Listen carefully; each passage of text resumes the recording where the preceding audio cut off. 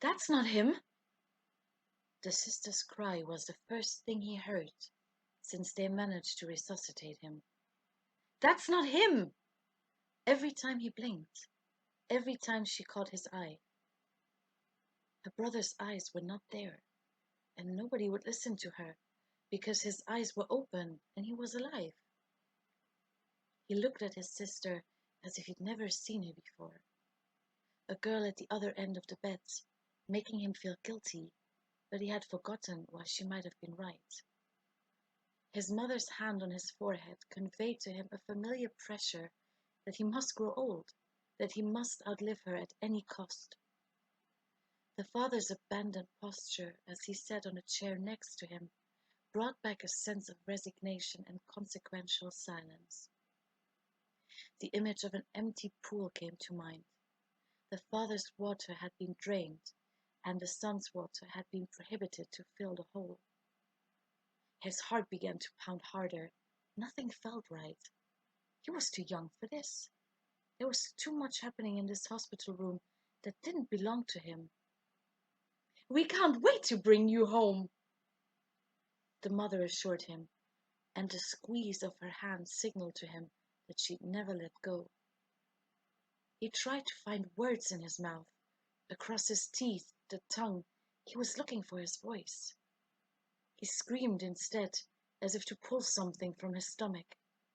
The sister stared at his tears and started to mourn. "Come on, son. Take it easy now. There's no need for grand gestures and conversations. You rest now, and we'll come and pick you up once the doctors give us the green light." When the father stood up, he took up the whole room. He felt small, too small all of a sudden, to say anything. The mother felt heavy around his body. For the first time in this short amount of time, the sister's recognition that something was wrong comforted him, because he knew that she was right, and he smiled at her in a way he just knew how, with tears disappearing around the edges of his lips.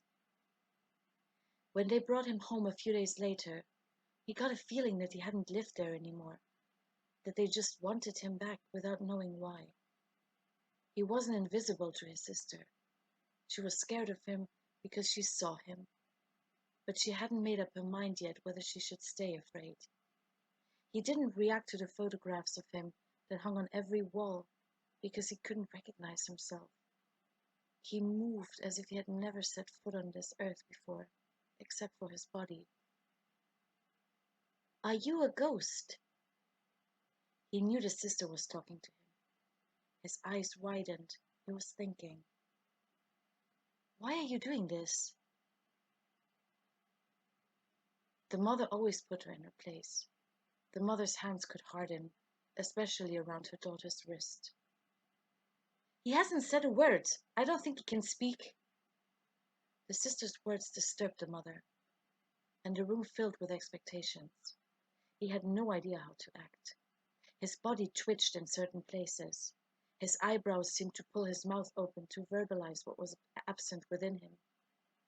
Everybody stared at him, so the parents did know that his sister's observations were truthful.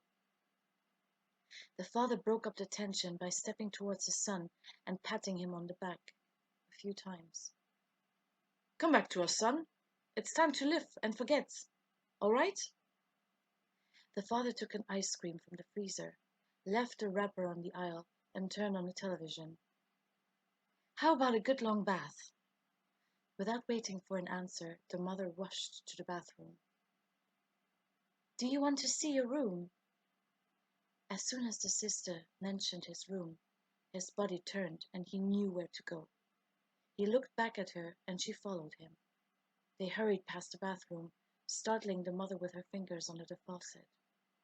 When he stopped in front of a shut door, he felt drawn into the room, into a history that wasn't his own, that he couldn't take responsibility for, that he couldn't answer to, and thought that the closed door was his only protection from a world that he hadn't been a part of. "What's wrong?" He shook his head. "Do you remember?" He looked her in the eyes.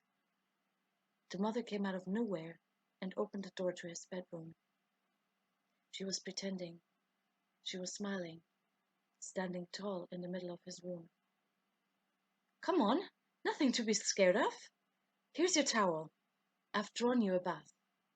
Go now, before the water gets cold." She sounded like herself when she said that.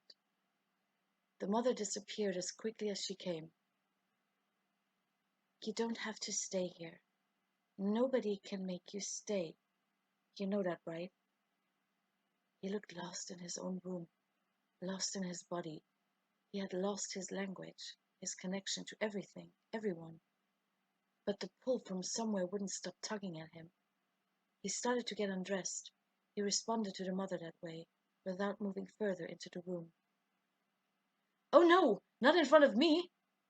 The sister shrieked and shut the door, leaving him alone. He knew that the silence wouldn't last long.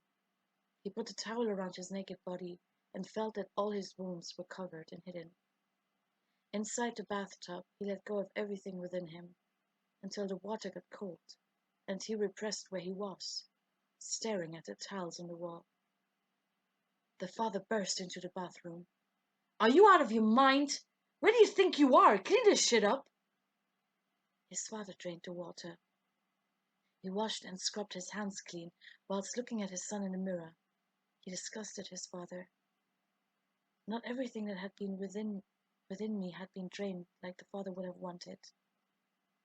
And he stared at it, the pieces of him that he let go, the dead pieces spread out, leaking in front of him.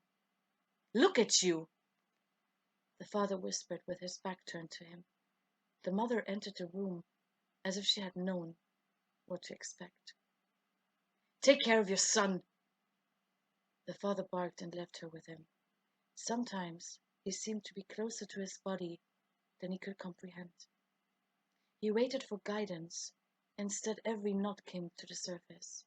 The mother was on her knees, toilet paper in her hands, blocking the way between him, standing naked outside of the bathtub, and the towel that hung above the toilet next to her.